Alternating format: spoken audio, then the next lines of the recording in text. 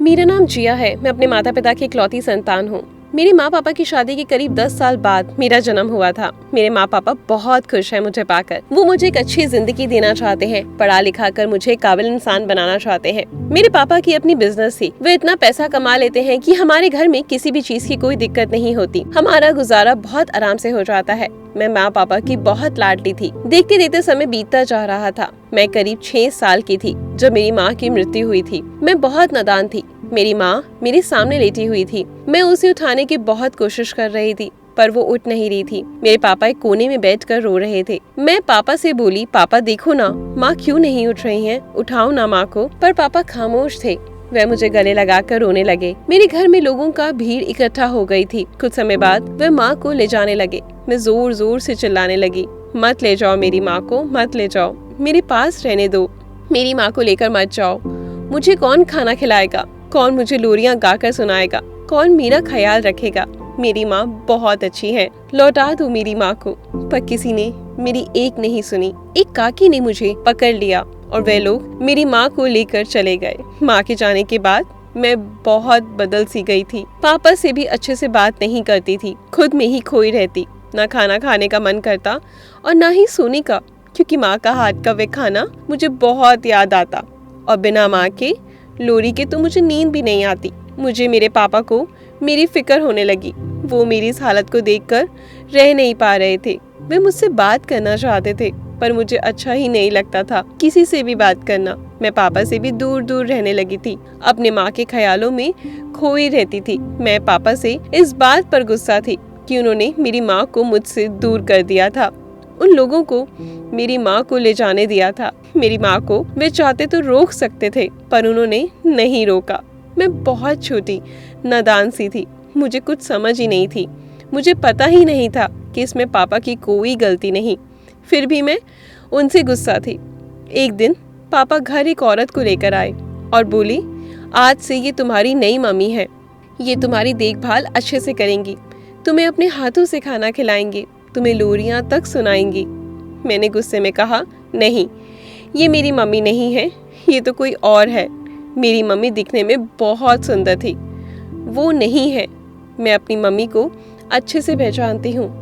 पापा मुझे गले लगा कर बोले, बेटा, तुम्हारी मम्मी हम सबको छोड़कर भगवान के पास चली गई हैं और अब वे कभी लौट कर नहीं आएंगी। इसलिए भगवान ने तुम्हारे लिए दूसरी मम्मी भेजी है।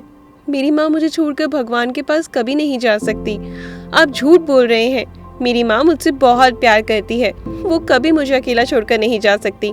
पापा बोले, बेटा, भगवान को जरूरत होती है अच्छे लोगों की, इसलिए वो उन्हें अपने पास बुला लेते हैं। ना चाहते हुए भी लोगों को उनके पास जाना ही पड़ता है। और फिर भगवान ने तुम्हारे लिए दूसरी मम्मी तो भेजी है ना, ये भी तुम्हें तुम्हारी मम्मी की तरह ही प्यार करेंगी। मान जाओ बेटा, प्लीज। मैं गुस्से से सीधे अपने कमरे के मंदिर में गई और भगवान से बोली, क्यों भगवान जी, आपने मेरी मम्मी को अपने पास बुला लिया? मैं तो अभी बहुत छोटी हूँ, मुझे इस दुनिया की कोई समझ नहीं। मुझे माँ की ज़रूरत थी, फिर आपने मुझसे माँ से दूर क्यों कर दिया? आखिर क्यों मेरी माँ को अपने पास बुला लिया? बोलिए। फिर पापा मेरे पास आए और बोले, बेटा, तुम जब बड़ी हो जाओगी तो तुम्हें सब समझ में आ जाएगा। अभी तुम बहुत छोटी हो, तुम्हें हर चीज़ की समझ नहीं है। मैं बस तुम्हें इतना समझा सकता हूँ, माना कि भगवान ने तुमसे तुम्हारी माँ छीन ली, पर तुम्हारे लिए दूसरी माँ भी भेजी है। तुम उनके साथ खुश रहोगी, मैं वादा करता हूँ। मैं ना चाहते हुए भी अपनी दूसरी माँ को माँ मानने लगी, पर भगवान से मैं बहुत गुस्सा थी क्योंकि उन्होंने मुझसे मेरी माँ को छीना था। दिन बीतते जा रहे थे, जैसे कि मेरी मम्मी का सपना था मैं पढ़ लिख कर एक अच्छी इंसान बनूं, तो वह सपना पूरा करना चाहती थी, इसलिए पढ़ाई मन लगा कर करती। पर मेरा पढ़ना लिखना मेरी दूसरी माँ को अच्छा नहीं लगता था। वे नहीं चाहती थी कि मैं पढ़ूं लिखूं। जब भी मैं पढ़ाई करने बैठती तो वो मुझे किसी काम के बहाने उठा देती, जिससे कि मैं अपनी पढ़ाई नहीं कर पाती।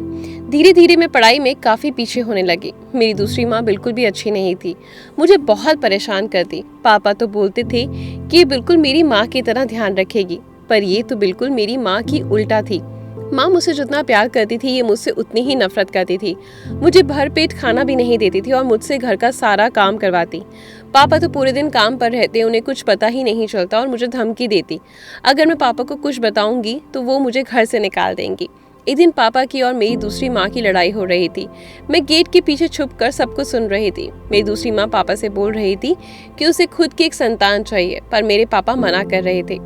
वो बोल रहे थे कि मेरे लिए जो है वो सिर्फ जिया है, मैं कोई और दूसरी संतान नहीं कर सकता।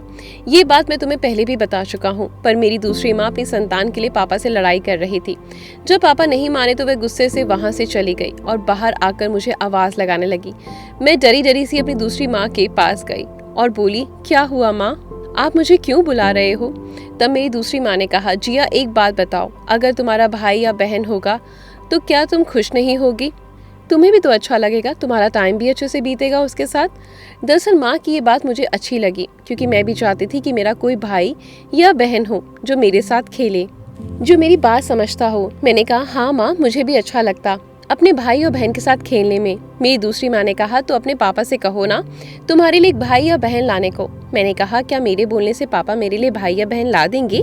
मेरी दूसरी माँ ने कहा, हाँ, जहाँ तक मेरे को लगता है अगर तुम उन्हें प्यार से बोलोगी तो वे तुम्हें मना नहीं करेंगे, तुम्हारे लिए भाई या बहन जरूर लाकर देंगे। मैं नादान सी बच्ची थी, अपनी दूसरी माँ की चाल नहीं समझ पाई और पापा के पास गई और बोली, पापा मुझे भी एक भाई या बहन चाहिए जो मेरे साथ खेले। मैं अपनी बात उसके साथ शेयर करूंगी, उसके साथ टाइम बिताया करूंगी। सबके भाई बहन होते हैं, मेरे नहीं हैं। प्लीज पापा, आप मुझे भी एक भाई या बहन लाकर दे दीजिए। पापा ने कहा, ठीक है, मैं जल्दी तुम्हारे लिए एक भाई या बहन लाऊंगा।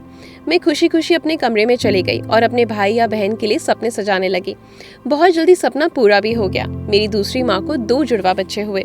मैं तो एक भाई या एक बहन का ही सपना सजाया था, पर मेरे पास तो एक भाई भी आया और एक बहन भी।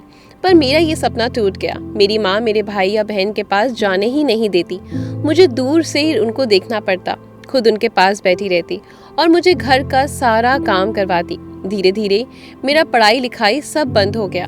मैं बस घर के कामों में उलझ कर रह गई। मैं अकेले में बैठकर काफ़ी रोती, क्योंकि मैं अपनी माँ का सपना पूरा नहीं कर पा रही थी। एक दिन मेरी दूसरी माँ मेरे पास आई और बोली, जिया बेटा, तुम पढ़ना चाहती हो ना? मैं तुम्हें पढ़ाना चाहती हूँ। मैं खुश हो गई और बोली, क्या सच में माँ, आप मुझे पढ़ाना चाहती हो? उन्होंने कहा, हाँ, मैं तुम्हें पढ़ाना चाहती हूँ। आज शाम को ही हम लोग मार्केट चलेंगे। मैं तुम्हारे लिए नई किताबें, स्कूल का यूनिफॉर्म और स्कूल बैग भी खरीदूंगी। चलोगी ना मेरे साथ मार्केट? मैं खुशी से बोली, हाँ माँ। दूसरी माँ ने कहा, आज शाम को जल्दी से अपना सारा काम खत्म कर लेना। मैंने कहा, ठीक है। मैं जल्दी जल्दी अपना काम खत्म करने लगी। शाम तक मैंने अपना सारा काम खत्म करके तैयार होकर माँ का इंतजार करने लगी। माँ भी अपने रूम में तैयार होकर आई और बोली, जिया बेटा, क्या तुम तैयार हो? हम चले तुम्हारे लिए शॉपिंग करने? मैंने कहा, हाँ माँ, मैं तैयार हूँ। माँ मुझे लेकर मार्केट चली गई। सबसे पहले वह मुझे एक जूते की दुकान पर ले गई। दुकान वाले से कहा कि वह मुझे जूता दिखाए। दुकान वाला मुझे जूता दिखाने लगा और मैं जूता देखने लगी। आज मैं बहुत खुश थी, क्योंकि मुझे लग रहा था कि मैं अपनी माँ का सपना पूरा कर सकती हूँ। तभी वहाँ एक आदमी आया और बोला, क्या तुम्हारा नाम जिया है? मैंने कहा, हाँ, मेरा नाम जिया है। उन्होंने कहा, तुम्हारी माँ दरअसल किसी काम से घर चली गई हैं और उन्होंने मुझे कहा मैं तुम्हारे घर छोड़ दूँ। मैंने कहा, अचानक वो मुझे छोड़कर कैसे जा सकती हैं? तो उस आदमी ने कहा कि दरअसल उनके बच्चों की तबीयत खराब हो गई, इसलिए उन्हें अचानक ही तुम्हें बिना बताए जाना पड़ा। बाकी का सवाल तुम घर जाकर उनसे पूछ लेना। अभी तुम चलो मेरे साथ। मैं उस आदमी के साथ जाने लगी, पर वो आदमी जिस रास्ते पे जा रहा था वो रास्ता मेरे घर को नहीं जाता था। मैंने पूछा, आप मुझे किस रास्ते से घर लेकर जा रहे हैं? ये रास्ता तो मेरे घर का नहीं है। तो उस आदमी ने कहा, ये तुम्हारे घर को ही जाता है, ये शॉर्टकट है। मैंने कहा, नहीं, ये मेरे घर जाने का रास्ता नहीं है, तुम मुझे कहीं और लेकर जा रहे हो।